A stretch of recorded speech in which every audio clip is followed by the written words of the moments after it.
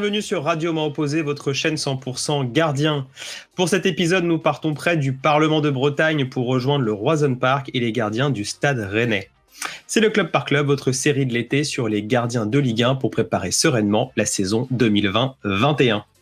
Pour m'accompagner, il m'a promis de ne pas disputer le Mont-Saint-Michel à notre invité, c'est Renaud Heudier. Salut Nico, j'ai rien promis en vrai. T'as rien promis, mais on va essayer de pas en parler.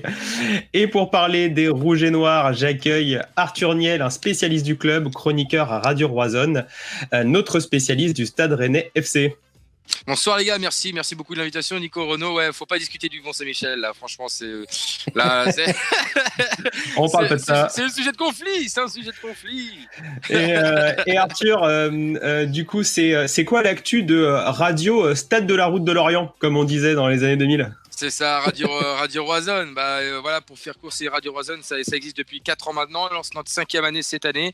On parle foot tous les dimanches soirs sur le débrief avec une équipe de passionnés, une équipe de fous furieux. Tous les dimanches soirs, on débriefe l'actu rennaise, les matchs. Et on parle du match à venir. Et quand il y a l'Europa League ou Ligue des Champions l'année prochaine, on espère, et on fait des émissions spéciales en pleine semaine. Donc, avec plein de supporters et de supportrices qui nous suivent maintenant, pas mal sur les réseaux. Et puis, on travaille aussi avec Roison Spartiate. Super, très bien. Et donc la compo d'équipe est posée, on peut donc commencer par se rappeler ce qu'il s'est passé la saison précédente et nous le faisons comme un vrai gardien de but avec un petit coup d'œil au poteau. Et le poteau qui sauve Sylvain. Le petit coup d'œil au poteau, ça permet de savoir où on est placé et pour les Rennais, c'est à une historique 3e place qualificative, peut-être pour la Ligue des Champions. On dit peut-être car c'est un tour qualificatif sec à jouer en septembre, les 15 et 16 septembre si je ne m'abuse, puis un tour de barrage en aller-retour fin septembre s'il y a qualification. En parlant de Coupe européenne, cette année, il y a eu une élimination en phase de poule d'Europa League, contrairement au beau parcours qu'il y avait eu l'année précédente. Et enfin, en complément, il y a eu une élimination face à Amiens, en 8e de finale de Coupe de la Ligue et une demi-finale de Coupe de France face à Saint-Etienne perdue. Donc Rennes termine sur le podium 9 points devant Nice, 5e, mais seulement 1 point devant Lille. Peut-on considérer la place en Ligue des Champions méritée ? Pour ma part, oui, elle est méritée cette place. Quelque part, on est 3e depuis plus de 10 journées, depuis la moitié du championnat. C'est une place à laquelle on s'est très vite habitué, on s'est très vite plu. On a su défendre cette place-là. C'est vrai que les Lillois sont revenus assez forts.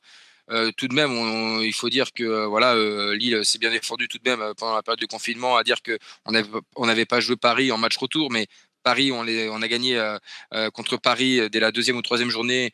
Chez nous, on a gagné contre Lyon, on a gagné contre Marseille, on a gagné contre des grands clubs de Ligue 1 tout de même. On a laissé aussi quelques plumes au passage au match à la Beaujoire, mais on a aussi gagné chez nous. C'est peut-être le match d'ailleurs qui nous fait gagner, qui nous fait garder cette place-là où on gagne à la 97e minute, mais c'est une place qui n'est pas volée.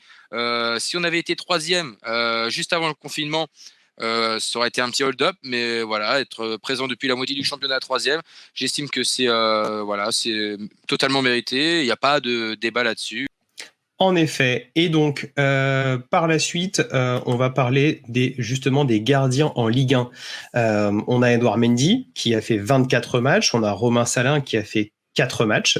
Donc on a eu notamment un gardien numéro 2 qui a plutôt joué par rapport à d'autres gardiens numéro 2.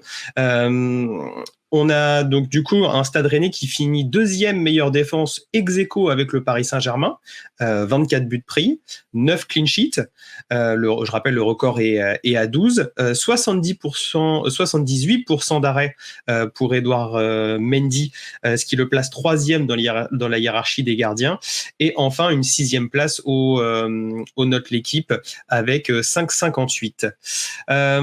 Donc la saison d'Edouard Mendy, ce sont des super stats, mais par moment peut-être une impression un peu moyenne sur certains matchs. Renaud, attend-on peut-être un peu trop de lui ?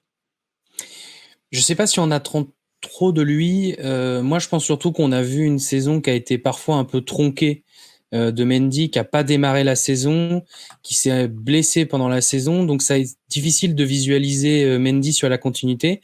Moi, je l'ai trouvé, en tout cas en Ligue 1, je l'ai trouvé assez bon et je l'ai trouvé assez décisif. Il a vraiment fait gagner des points à son équipe. Il a maintenu l'équipe dans le match. Donc, Non, c'est pas ce que je dirais. Par contre, en Europe et en Europa League, là, ça a été vraiment très très compliqué et il a vraiment pas été bon du tout. Alors le reste de l'équipe non plus, hein, mais là vraiment, il a vraiment mis son équipe en difficulté. Parfois, il s'est fait exclure en tout début de match. Il a vraiment mis son équipe un peu en difficulté en Europa League et c'est dommage parce que comme il y avait déjà eu un beau parcours de Rennes, ça laissait envisager avec un très bon Mendy peut-être un meilleur parcours dans un groupe où c'était potentiellement, enfin c'était possible. Oui, c'est vrai qu'on l'a pas évoqué. J'ai préféré me concentrer sur la Ligue 1. Si on reprend un peu les matchs d'Europa League, à chaque fois, il y avait finalement une bonne première mi-temps. Vous menez, je crois, lors du premier match et également face à la Lazio à Rome. Oui. Et à chaque fois, vous vous faites revenir, notamment en deuxième mi-temps. Mendy, ça sera notre débat peut-être de deuxième partie, on va pas trop le dévoiler, mais on reste quand même sur notre fin en Europa League, comme l'a dit Renaud avec du coup le carton rouge qu'il y a eu à Cluj. Il y a également, pour moi, il est fautif sur 2 buts en Europa League. Il y a le deuxième but le premier but contre la Lazio, où très clairement il peut quand même se détendre et aller la chercher parce que la balle n'est pas très forte, et surtout le deuxième but face au Celtic lors de l'avant-dernier match qui évidemment vous condamne.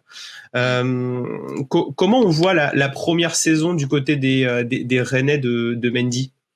Mendy, c'est un gardien qui a 28 ans.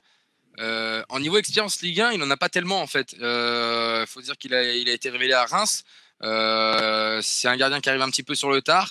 Il a tout de suite été plongé dans le bain de l'Europa League. Il était dans une série aussi, l'équipe était dans une série qui n'était pas bonne.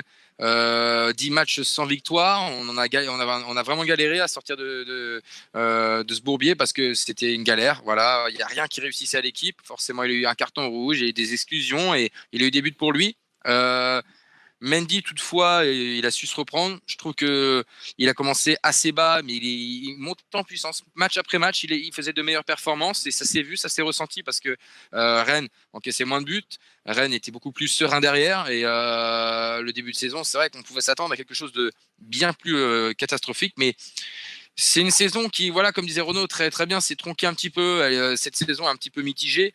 On a vu du bon, on a vu du moins bon, mais j'attends vraiment de lui une amélioration, en tout cas vraiment un gardien à 28 et qui va aller sur ses 29 ans, un gardien qui aujourd'hui n'est plus dans l'apprentissage de la Ligue 1, mais qui est vraiment dans la confirmation en fait. On veut vraiment un gardien affirmé, on va pas jouer la compétition dans le petit bled du coin, là on va jouer la Ligue des Champions, on va jouer la plus grande coupe européenne, donc il va falloir vraiment avoir des joueurs au meilleur niveau, dont le gardien qui a un rôle très très important. En Ligue 1, on a vu son premier match qui a été très bon à son retour de blessure. Donc on rappelle, il a été blessé à la main. Il a été blessé à la main qui lui a fait louper les 2 premiers matchs. Donc évidemment toute la préparation, accessoirement. Et il a fait un super match à Strasbourg. Donc c'était le duel des Européens. Ensuite, il s'est blessé au genou en Europa League. Donc, ce qui a entraîné évidemment le match de Salin, en tout cas il a repris par la suite. Ce qui fait que on a vu donc il y a notamment eu un événement marquant, c'est la découverte de Romain Salin par les supporters rennais. Notamment avec un premier match, donc Romain Salin qui revient du Portugal où il a été exilé pendant la plupart de sa carrière et qui arrête un penalty face à Delors dès la première journée.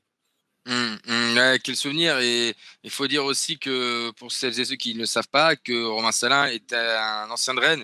Dans sa jeunesse, il avait déjà évolué à Rennes. C'est quelqu'un qui connaît bien le club. C'est quelqu'un qui a beaucoup apporté dans le vestiaire. C'est un garçon qui est expérimenté, qui est mature, qui a une gentillesse énorme. Et c'est un gardien qui n'est pas seulement dans son rôle de joueur, mais il a un rôle social au-delà de ça. Et il n'a jamais rechigné. Il y a des gardiens, des seconds gardiens qui vont rechigner. Il fait partie de la trempe au niveau du caractère des Jesse Moulin à Saint-Etienne. C'est des gardiens qui on va pas forcément voir au premier plan, mais dès qu'ils vont être là, ils vont être présents, ils vont répondre présents, ils vont répondre de la meilleure des manières, que ce soit physiquement ou mentalement. C'est un gardien qui a tout de suite a marqué de son empreinte contre Montpellier. Il arrête un penalty, il sort une claquette magnifique sur la barre. Romain Salin, c'est vraiment l'exemple même du joueur qu'on aimerait tous avoir dans le vestiaire. Il apporte de la sérénité, du calme et il dialogue. Voilà, toujours, ça s'est toujours bien passé. Romain Salin, c'est une très belle découverte, une très belle surprise parce que je ne m'attendais pas à un niveau tel de sa part. Donc vraiment une belle surprise. J'espère qu'il restera encore à Rennes, encore un an de plus après sa fin de contrat parce qu'il apporte vraiment dans le vestiaire et dans l'intégration des joueurs comme Rafinha.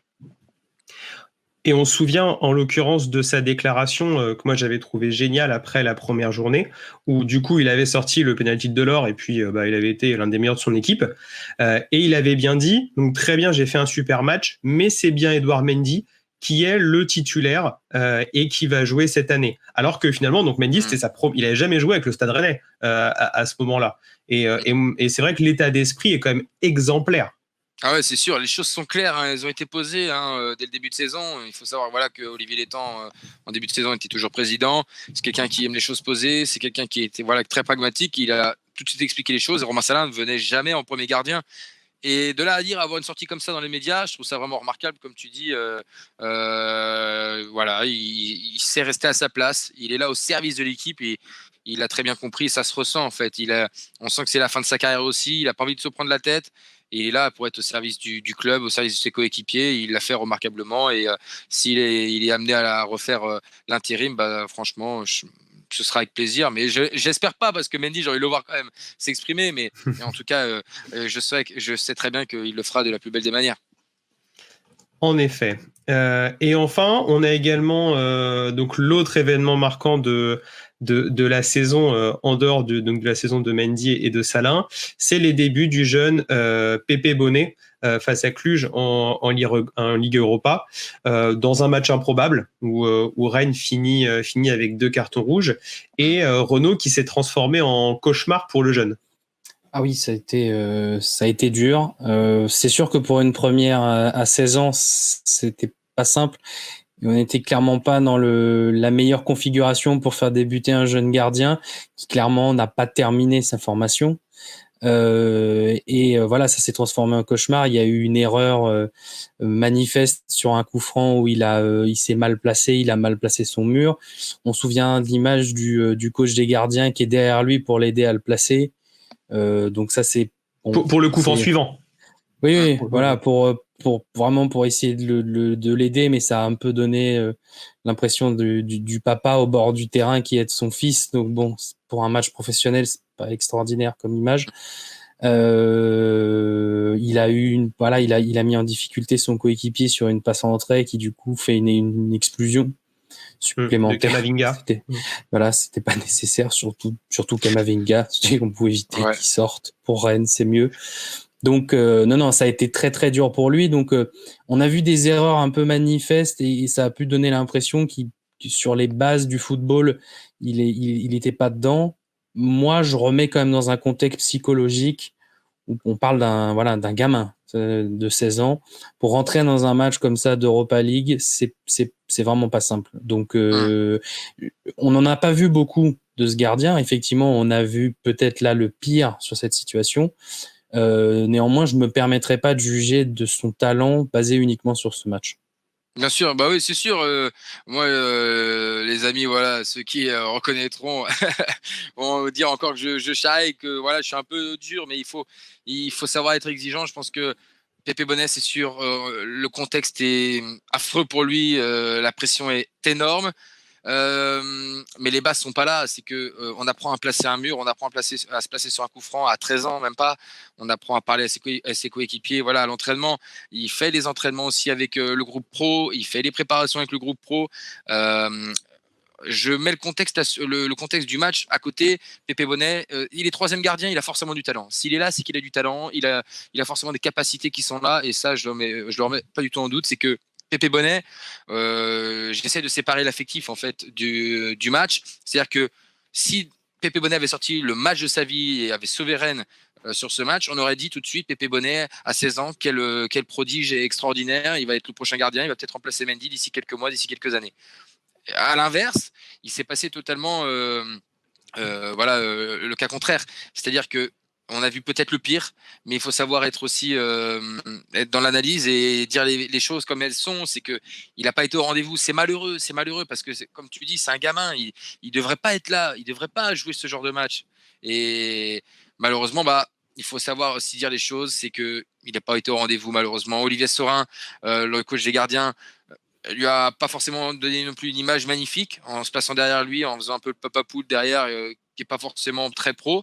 Donc voilà, c'est une mauvaise expérience pour lui, mais j'espère que ça lui aura appris beaucoup de choses et j'espère le revoir aussi très vite avec Rennes, parce que s'il est troisième gardien à 17 ans, c'est que il n'y a pas de doute, il a du talent et qu'il a des grandes capacités, mais c'était pas le moment, c'était pas son jour, c'était pas le lieu. Donc épisode à oublier pour lui.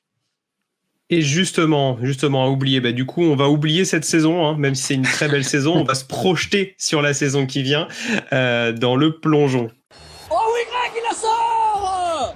Oh oui, m'a opposé Richard. Et quand on se plonge sur la saison qui vient côté Stade Rennais, c'est simple, on prend les mêmes et on recommence avec Edouard Mendy en numéro 1, donc 28 ans, 1m97, sénégalais, en contrat jusqu'en juin 2023. Romain Salin, 35 ans, 1m89, français, en contrat jusqu'en juin 2021. Et enfin, le petit jeune Pépé Bonnet, 17 ans, 1m93, originaire de la République démocratique du Congo, et en contrat jusqu'en juin 2022.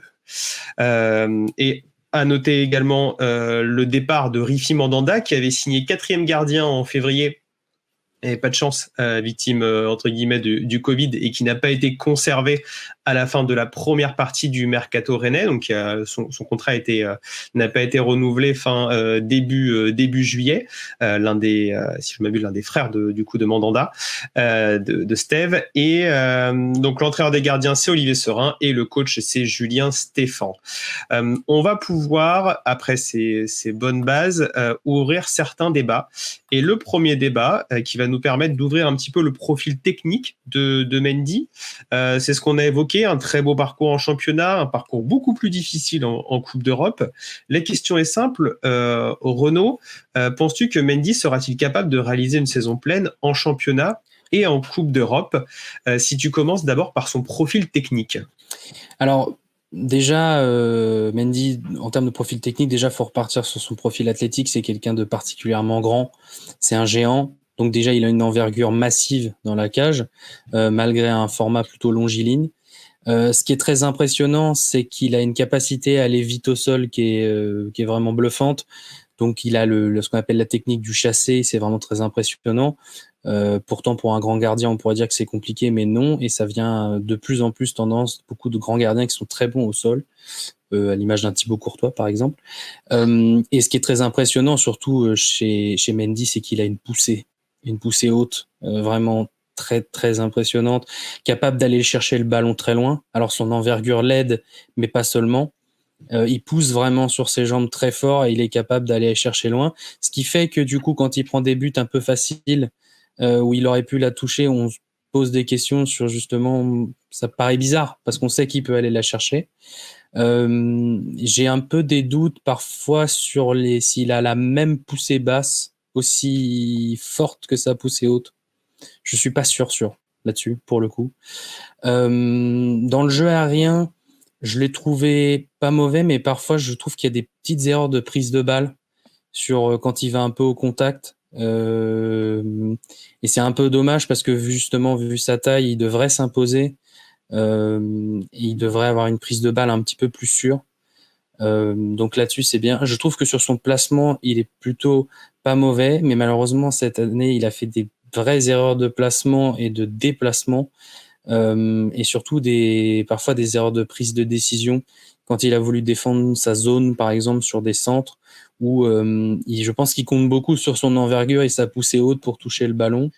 Et je trouve que par moment, il fait un peu une erreur parce qu'il est un peu court.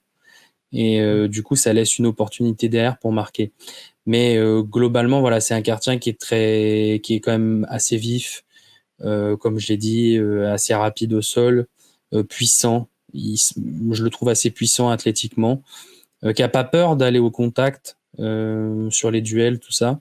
Voilà. Donc, globalement, un bon gardien. Sur le jeu au pied, j'ai moins d'avis, personnellement. Je sais pas si Arthur, tu peux nous en dire un peu plus là-dessus.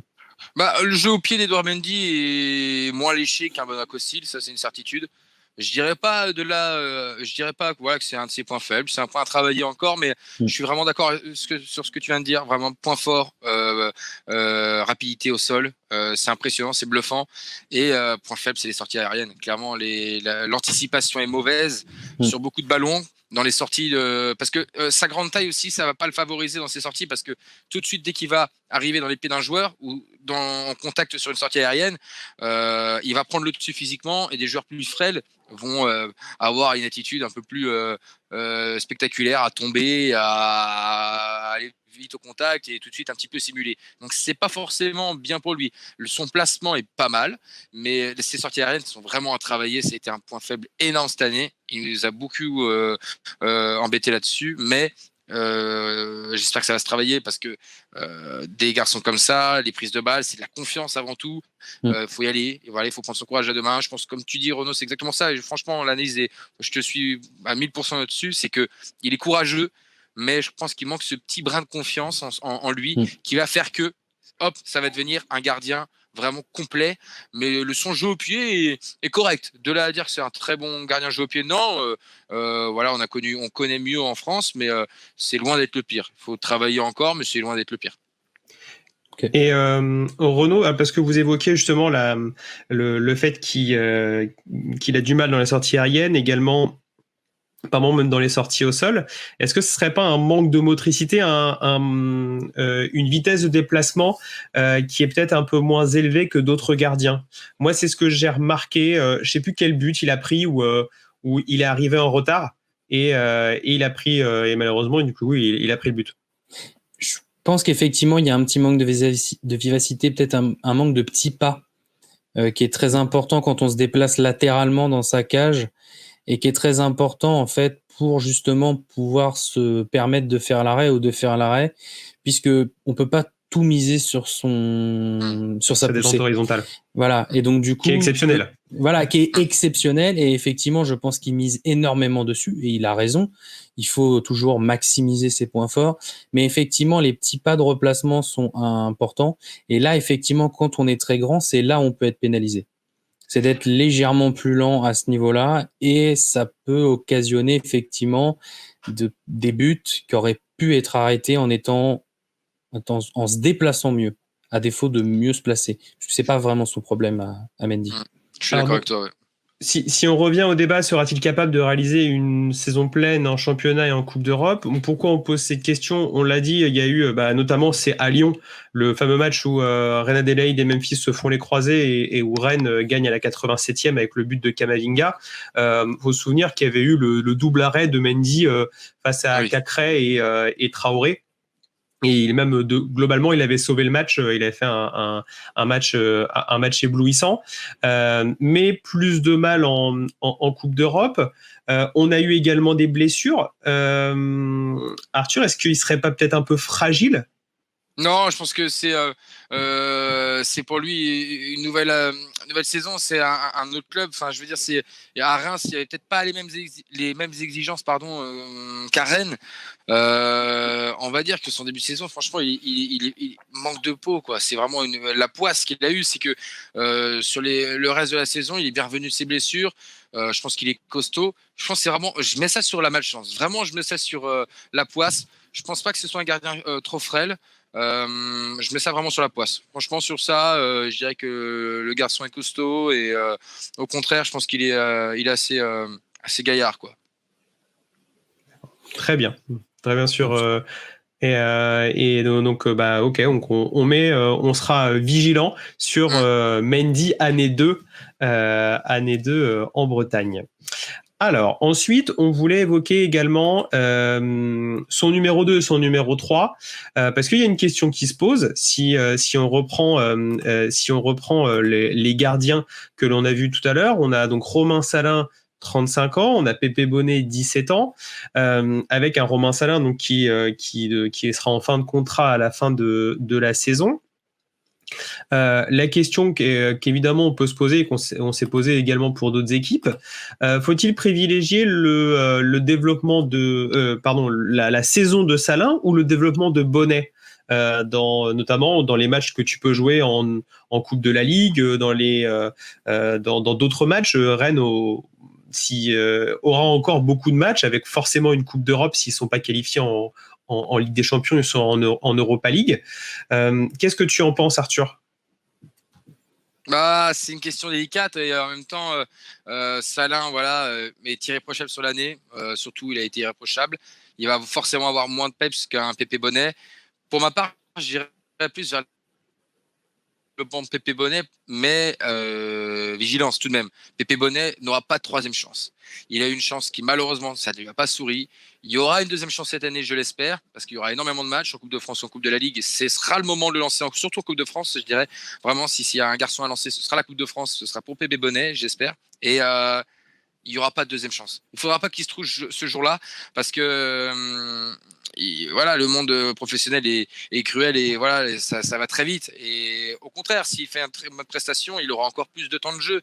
Pépé Bonnet est à privilégier. Rennes n'a jamais, entre guillemets, sorti de grand gardien de son centre de formation. C'est un sujet délicat à Rennes. Le dernier en date, c'est Simon Pouplin et c'était pas non plus le gardien extraordinaire. On parle des années 2000 là. Donc Pépé Bonnet, si on pouvait miser un peu d'espoir dans ce gardien-là et le faire monter, parce qu'il est très jeune, 17 ans, et le faire monter petit à petit, cette année c'est la bonne parce qu'il y a énormément de matchs. Je pense pas que la Coupe de France et la Coupe de Ligue ce sera une priorité. Donc, c'est quoi son profil technique ? Pourquoi pas lancer Pépé Bonnet, mais avec vigilance. Comment ? C'est quoi son profil technique ? Pépé Bonnet, alors très grand gardien, il va être encore plus rapide que Edouard Mendy, un peu, je dirais, dans la fougue aussi la jeunesse, c'est-à-dire qu'il va pas forcément anticiper tout le temps les bons déplacements, mais très courageux, très volontaire, profil technique athlétique. Il est sec, il est carré. C'est un gardien qui a un beau physique, 1m93. C'est vraiment tout ce qu'on recherche chez un gardien. Il a tout ce qu'il faut, il a toutes les capacités parfaites chez un gardien. Le jeu au pied, je m'y connais pas assez chez lui. Je pourrais pas dire, je vais pas m'avancer sur son jeu au pied, mais c'est un gardien qui physiquement a tout pour réussir. Après c'est là-haut, hein. Le gardien, c'est au même titre qu'un attaquant, hein, qu'un numéro 9. C'est à la confiance, hein. S'il marque pas de but, le numéro 9 il sera pas en confiance, il en marque pas, il va pas en marquer d'autres. Le gardien c'est pareil, dans les sorties, dans l'anticipation, dans les arrêts. S'il fait des mauvaises prestations, s'il fait des mauvais jugements, il en fera pas d'autres bons jugements. Donc c'est vraiment au mental. Il a besoin de se mettre en confiance. Il va jouer aussi avec la réserve de Rennes, hein. Il va faire des matchs aussi avec la réserve de Rennes en N3. Ça va lui permettre d'acquérir un petit peu de temps de jeu parce qu'il avait quasiment pas de temps de jeu avec la réserve 2 aussi, hein. Il faut le dire, hein, cette année, Pépé Bonnet, il avait joué, je crois, 1 ou 2 matchs, pour pas me tromper, avec la réserve de Rennes. Donc c'était vraiment le saut dans le vide, quoi. Donc déjà qu'ils prennent des minutes à 17 ans avec la 2, faire 1 ou 2 matchs en Coupe de France, et déjà pour lui, ce sera déjà une très belle saison s'il réussit tout ça. C'est vrai parce que là on pose la question, mais en fait il y a un troisième scénario, c'est à la fin de la saison, soit garder Salin ou pas, mais prendre un autre numéro 2 qui serait, je sais pas, qui aurait 32 ans, je sais pas, un numéro 2, je sais pas, par exemple un Mathieu Gorgelin qui était au Havre, qui est au Havre, ça fait le boulot à Rennes comme numéro 2, en se disant Pépé Bonnet à la fin de la saison il aura que 18 ans, on se dit dans 2-3 ans il continue d'apprendre avec un numéro 2 qui dans le même profil que Romain Salin, et il continue sa progression.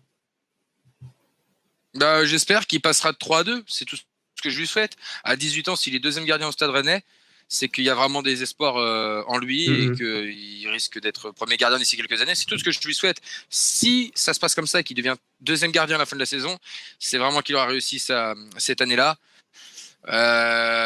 S'il reste troisième gardien, Salin aura 36 ans. À mon avis, Rennes ne prendra pas de risque. Ok, donc très bien pour en tout cas la question Salin versus le développement de Bonnet. Ensuite, je voulais revenir sur quelque chose parce que tu nous en as parlé en off. Tu nous as expliqué que Saurin était clivant au sein des supporters. Est-ce que tu peux nous expliquer ça ?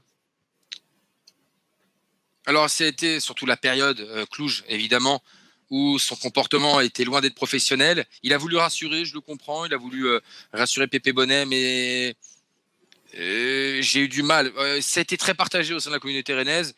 Certains disaient oui, c'est bien, il a encouragé, il a été derrière lui, il a été attentif. Oui, il a été attentif, mais on est passé pour des guignols, quoi.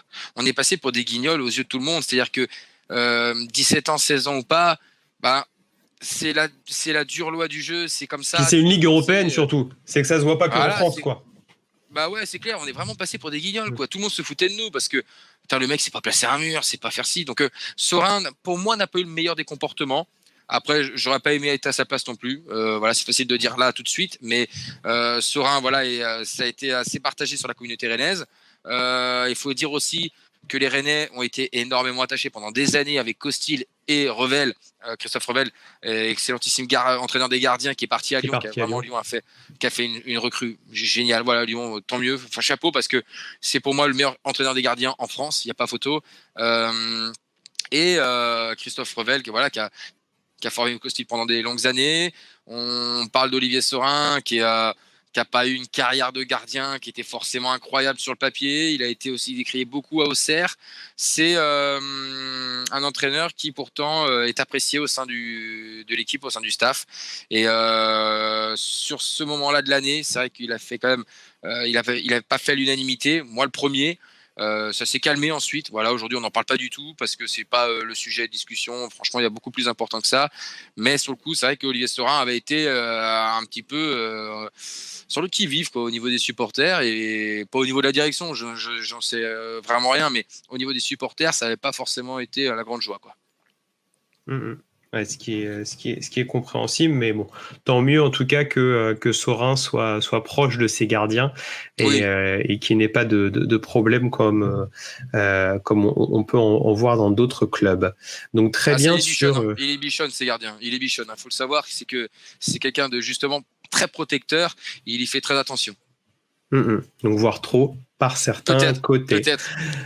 Alors, enfin, on va se poser une question avant la main ferme. Quelle défense pour le Stade Rennais ? Donc, on avait France Football qui titrait sur Rennes le phare breton. Est-ce que ça va se ressentir en défense ? On repart avec la même ? Repartir avec la même, je sais pas. On va encore monter d'un grade. Amari Traoré, Fetou Mawassa, déjà, c'est les priorités. Priorité sur les côtés. Il faut re-signer ces deux joueurs-là. Sinon, c'est sûr, on ne refera pas une saison comme cette année. Ou alors, il va falloir trouver deux profils qui soient de leur niveau. Damien Da Silva, aujourd'hui, est un très bon défenseur de Ligue 1, un bon défenseur de Ligue Europa, mais trop insuffisant pour la Ligue des Champions. Il faut le dire, c'est comme ça. C'est que Damien Da Silva, il a 31 ans, 30 ou 31 ans, que je ne me trompe pas. Ça devient compliqué. Damien Da Silva, déjà, entre la première année où il est arrivé à Rennes et celle qu'il vient de faire, on a senti déjà un petit déclin sur certains matchs où il se fait bouffer, mais c'est normal. En même temps, tu tombes face à des joueurs en Ligue Europa qui vont 2 fois plus vite. C'est une belle compétition et l'année prochaine, ce sera encore plus rude. Enfin, en Ligue des Champions, si on y accède tout de suite avec les tours préliminaires, mais Damien Da Silva, c'est un chouïa juste, mais ça peut faire l'affaire parce que c'est quelqu'un de très hargneux. C'est un mec qui derrière, il bouge pas, il sera toujours là. C'est un rock. Voilà, il fera le taf, mais ça peut être juste sur certains matchs parce que j'ai du mal à imaginer tout de même, si on prend le Barça, un Messi face à Damien Da Silva. Voilà. Ça serait croisé, là. Je me fais un petit peu de soucis pour lui. Donc, c'est pour ça, c'est que en Ligue 1, ça fait 1000 fois l'affaire. Il y a beaucoup de clubs qui aimeraient avoir un garçon comme Damien Da Silva, mais après, il avait fait une bonne prestation face au Betis il y a 2 ans. Mais voilà, c'est ça, il y a 2 ans. Il y a 2 ans, c'est que sur l'année. Ouais, non, mais il y a 2 ans, il était exceptionnel. Cette année, c'est peut-être son plafond, quoi. Oui, voilà, je pense qu'il a son plafond en Ligue Europa. C'est un joueur qui est très bon dans ce qu'il fait. Il le fait très bien. Il est très intelligent. Il a une intelligence de jeu. Voilà, il a un QI foot qui est vraiment sympa. Il fait le taf. Et merci à Caen d'ailleurs pour l'avoir eu gratuitement, Renaud. et à côté de Da Silva, il y avait Jérémy Morel. Ça va être qui va le remplacer ? Déjà, qui part à Lorient du coup. Ouais, déjà dire que Morel, c'était une très belle surprise. Lui aussi, ça a été un petit peu moqué l'été dernier. On s'est dit d'où il sort, pourquoi Morel ?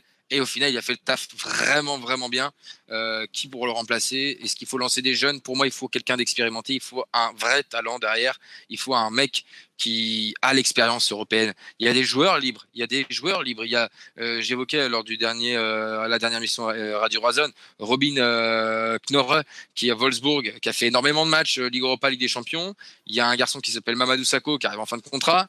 Il y a niveau salaire aussi, ça va monter assez haut, mais c'est normal. On arrive à un niveau où il faut aligner aussi. Donc, il va falloir prendre quelqu'un derrière qui fasse vraiment le taf. Et puis, garder ces garçons qu'on a derrière. Sacha Boué, défenseur droit. On a des Brandon Sopi. On a des Lilian Brassier. On a du talent derrière. On a la relève. Mais il va falloir lui trouver du temps de jeu. Mais il va falloir aussi trouver un 11 type qu'on puisse aligner en Ligue des Champions, en Ligue Europa, si on est reversé en Ligue Europa, qui fasse vraiment l'affaire. Parce que voilà, Joris Gnagnon est reparti. Jérémy Gélin, normalement, devrait partir à Strasbourg ou à Lens. On se retrouve avec plus personne derrière. Et Damien Da Silva n'a pas d'expérience Ligue des Champions. Donc, il va falloir trouver quelqu'un qui ait cette expérience. C'est vrai qu'un ancien international, c'est plutôt une bonne idée. Et on va finir cette émission riche sur le Stade Rennais par notre main ferme. Le concept est simple, messieurs. Vous allez évoquer votre point de vue pendant 30 secondes, un point de vue qui ne sera pas discuté sur la saison du Stade Rennais, se projeter sur la saison du Stade Rennais et sur celle des gardiens. On va commencer par toi, Arthur.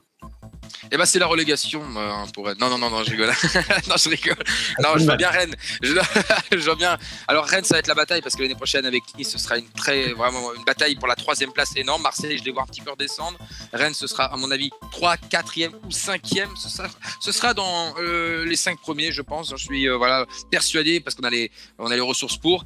Niveau gardien, je souhaite le meilleur pour Mendy. J'espère qu'il fera une saison riche, pleine, sans blessure, sans pépin et que Salin soit toujours là pour faire le rôle du papa, qui soit là pour driver tout le monde, qui soit là pour driver Pépé Bonnet et que Pépé Bonnet ait des minutes de jeu pour qu'il puisse passer second gardien l'année prochaine. C'est tout ce que je souhaite.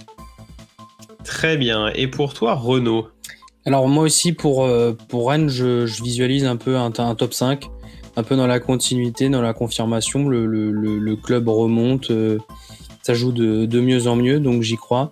Pour Mendy, j'espère vraiment et j'y crois en moi qu'il va faire une saison vraiment pleine et complète et bien confirmée que c'est vraiment un très bon gardien.